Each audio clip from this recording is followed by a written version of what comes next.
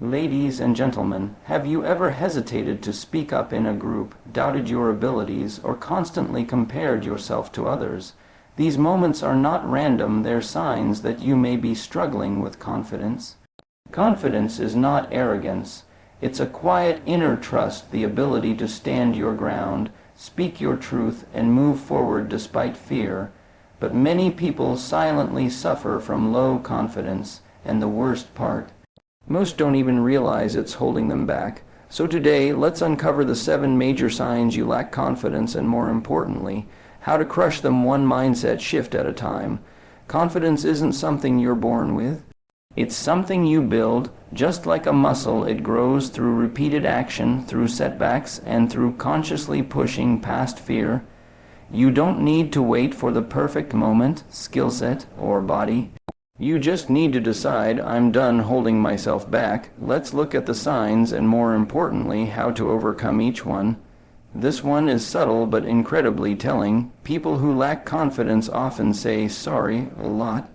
Not just when they've made a mistake, but in moments when no apology is actually needed. You bump into someone slightly sorry. You speak your opinion in a meeting, sorry, just my thoughts. You ask a simple question, sorry, can I ask something? You take up a little space, or even just exist in a room, and somehow your instinct is to apologize for that too.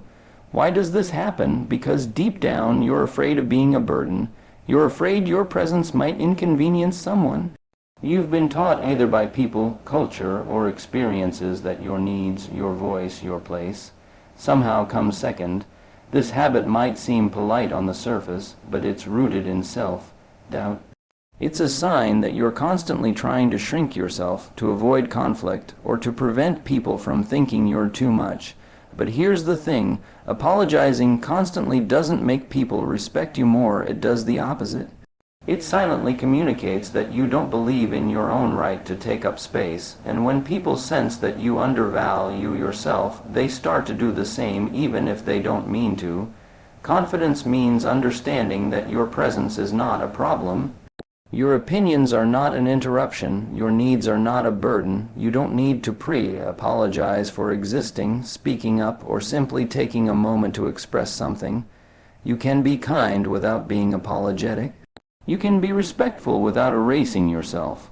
One of the first steps toward real confidence is to catch this habit, catch yourself when you're about to say sorry for something that doesn't need an apology. Instead of sorry I'm late, when you're just a minute behind, say thanks for waiting. Instead of sorry to bother you, say do you have a moment? This small shift in language rewires the way you view yourself and the way the world responds to you. Because confidence doesn't shout, it speaks clearly, it respects both you and the other person, and it never ever apologizes for simply existing. Think about the last meaningful conversation you had. Did you look the person in the eye, or did your gaze dart to the floor, your hands, your phone, or somewhere? Anywhere else? Avoiding eye contact is one of the clearest and most common signs of low self-confidence. And it doesn't always come from shyness, it comes from something deeper, the fear of being truly seen. Because when you lock eyes with someone, especially in vulnerable moments, it's like opening a door into your soul. You're exposed, you feel like they might judge you, your words, your appearance, your status, your worth. So to protect yourself, you look away, you disconnect. You might think you're just being humble or polite, but what you're really doing is shielding yourself from connection.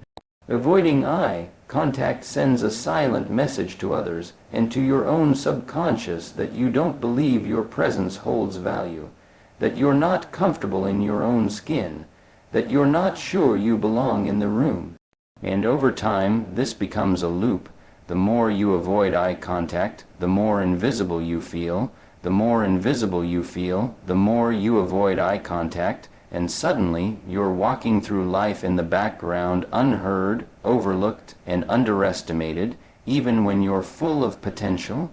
But here's the truth, eye contact is power. It's not about intimidation. It's about connection, clarity, and trust. The most confident people, the ones who lead, inspire, and influence, they look people in the eye.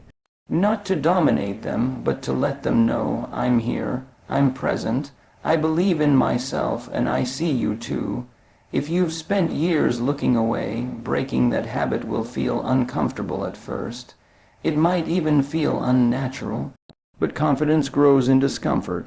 That 3-5 seconds of steady, honest eye contact might feel like a risk. But it's the beginning of self-ownership. It's you saying, with no words at all, I'm not afraid to be seen anymore. It starts with the small things.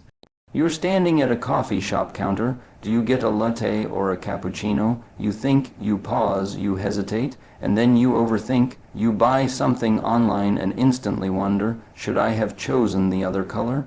The other brand? Did I just waste my money? These tiny hesitations might seem harmless, but they reveal something bigger underneath, a fragile sense of self-trust.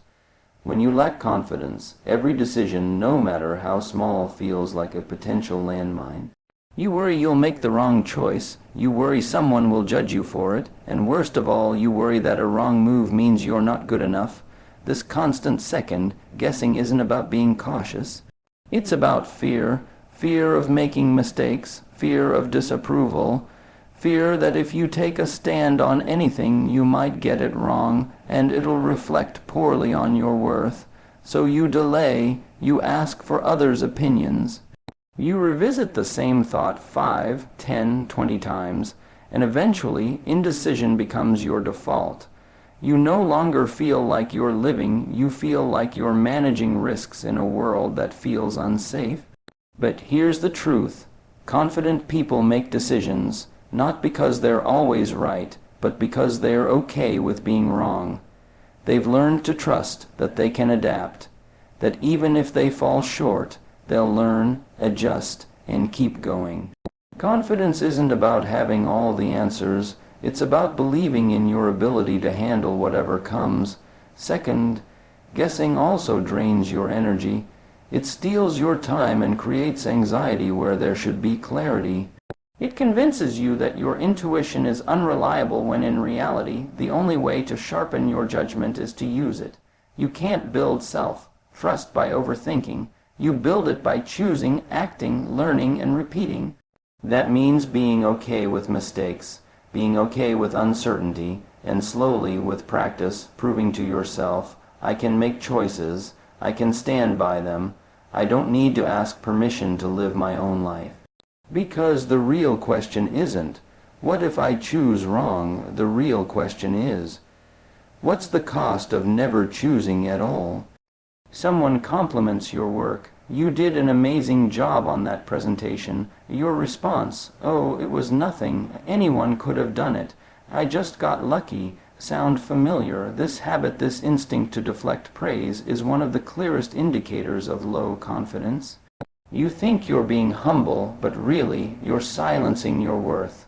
Why? Because deep down, there's a voice in your head whispering, you're not good enough. That voice tells you you didn't earn your wins, you just got lucky. That if people really knew you, they'd see the flaws, that your success isn't real. It's borrowed, accidental, or temporary. So when someone acknowledges your greatness, instead of letting it in, you reject it. Because accepting it would mean facing a truth that makes you uncomfortable, the truth that maybe, just maybe, you are capable, you are talented, you do deserve to be here, but when you constantly minimize your efforts, you teach your brain that you're not worthy. You reinforce the belief that achievement is only valid if it's perfect or if someone else says it is. You shrink, you stay small, and the worst part, the world starts to believe the version of you that you keep projecting. Confidence, on the other hand, is about owning your efforts without guilt. Not arrogance, not boasting, just truth. It's saying, yes, I worked hard on that, I'm proud of it. Because you should be. When you constantly tell people it was no big deal, you rob yourself of the joy of growth. You rob yourself of the credit you've earned, and worse, you rob others of the chance to be inspired by your courage, your consistency, and your progress. What's often behind this downplaying is something deeper, a fear of being seen as too confident or full of yourself. So you try to hide your success under a veil of humility. But here's the irony, real humility isn't about denial, it's about recognition. It's knowing what you're good at without pretending you're not. And when you start to accept praise, truly accept it, something changes. Not only do people start to respect you more, but you start to respect yourself. You begin to trust that your wins are not flukes, they are results. Results of effort, resilience, and showing up even when it was hard. So the next time someone says, "You did great," stop brushing it off, breathe, pause, let it in, say thank you, and mean it, because downplaying your greatness won't protect you from judgment.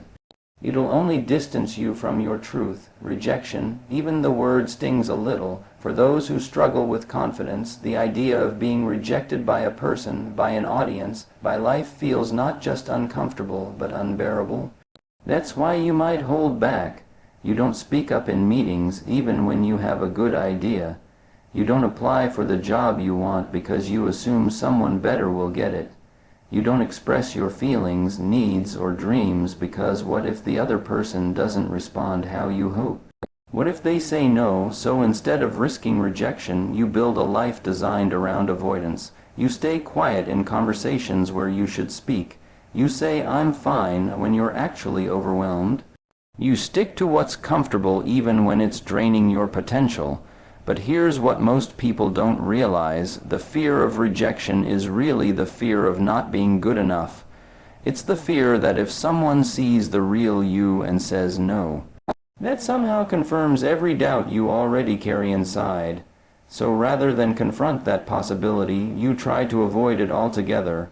But what does this avoidance cost you? It costs you your voice, your visibility, your growth. It costs you relationships that could have been beautiful.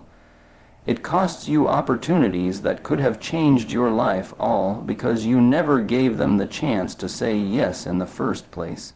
What most confident people understand is this: rejection is not personal. It might feel personal, but it's not. A no doesn't define your worth. It simply reflects a moment, a mismatch, or someone else's preference, not your identity.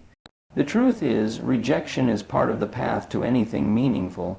Want to build a business, you'll hear no. Want to fall in love, you'll risk heartbreak. Want to grow as a human being, you'll face closed doors, unanswered messages, failed attempts. But those who walk with confidence have made peace with that. They don't see rejection as a dead end, they see it as redirection. Every no brings them closer to the yes that matters.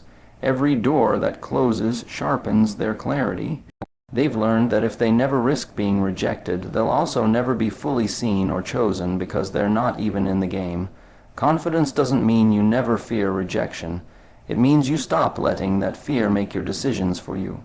Because hiding might protect you from a no, but it also guarantees you'll miss the chance for a powerful yes.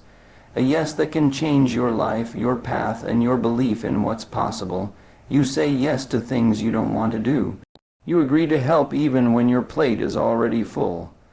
You attend events you don't enjoy, take on extra tasks at work, reply to messages instantly, and constantly make space for others even if it drains you. And all the while, there's a quiet, gnawing feeling inside. Why can't I just say no? The answer is simple but heavy. You fear disappointing people. You fear being seen as selfish. You fear being judged, excluded, or labeled as difficult. Because somewhere along the way, you learned that your value is tied to how much you give, how easy you are to deal with, and how willing you are to put others first. So you become a people pleaser. Not because you're weak, but because you've been taught that love, approval, and belonging are earned through sacrifice. You become the go-to person, the reliable one, the one who never says no. But here's what no one tells you. Constantly saying yes when you mean no is a silent betrayal of yourself. You stretch your time, your energy, and your boundaries until there's nothing left for you.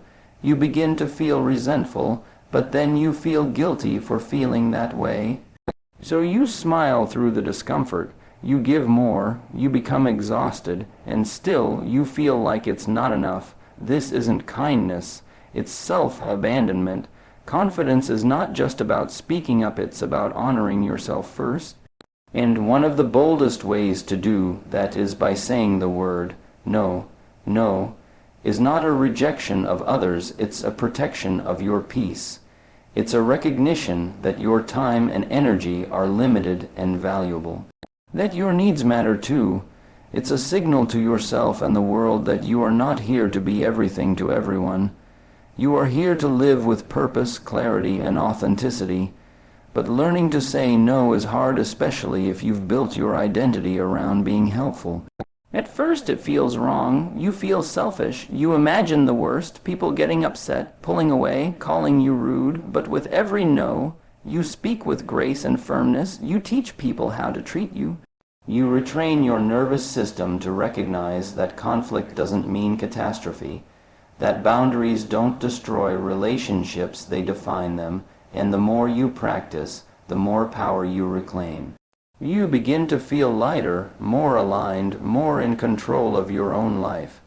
Because when you start saying no to what drains you, you finally make space to say yes to what truly fulfills you. You scroll through social media and see someone with the perfect body, the perfect relationship, the perfect career, and even if just for a moment your chest tightens, you feel smaller, you wonder, what am I doing wrong? Why don't I have what they have? Comparison has become a silent epidemic, and for those lacking confidence, it's almost a daily ritual. You measure your worth against someone else's timeline. You question your pace, your progress, your potential, all because someone else seems to be ahead. But here's the truth. Comparison is the enemy of self-worth. When you're constantly looking outward, you stop appreciating what's within. You forget your unique journey, your struggles, your efforts, your resilience, because all you can see is the highlight reel of someone else's life. And what makes it worse? The belief that you have to catch up, that you're behind, that you're not enough yet. So you start performing, adjusting, striving to be more like them, whoever they are. But in doing so, you slowly abandon yourself. You become a copy of something that was never meant to be your blueprint. The root of this cycle, a lack of internal validation. When your confidence depends on how you stack up against others, it's always fragile, always conditional. Because there will always be someone richer, fitter, louder, more followed, more praised. If your self-worth is built on them, you will never feel whole no matter what you achieve. True confidence doesn't come from winning the comparison game. It comes from quitting the game altogether. It comes from realizing that your journey is not supposed to look like theirs, that your pace is your power. It comes from celebrating others without diminishing yourself. From turning envy into inspiration, not shame. But to do that, you have to start by noticing the triggers. Who makes you feel less than? What platforms leave you feeling drained? Is it the influencer with the filtered life? The colleague with the corner office? The friend who always seems 10 steps ahead? Whatever or whoever it is, understand this. They're not the problem. Your unhealed insecurity is. And that insecurity doesn't need more comparison, it needs more compassion. When you begin to shift your focus inward on your progress, your growth, your values, you reclaim your power. You begin to define success on your own terms. You remember that the only person you ever need to outgrow is the person you were yesterday.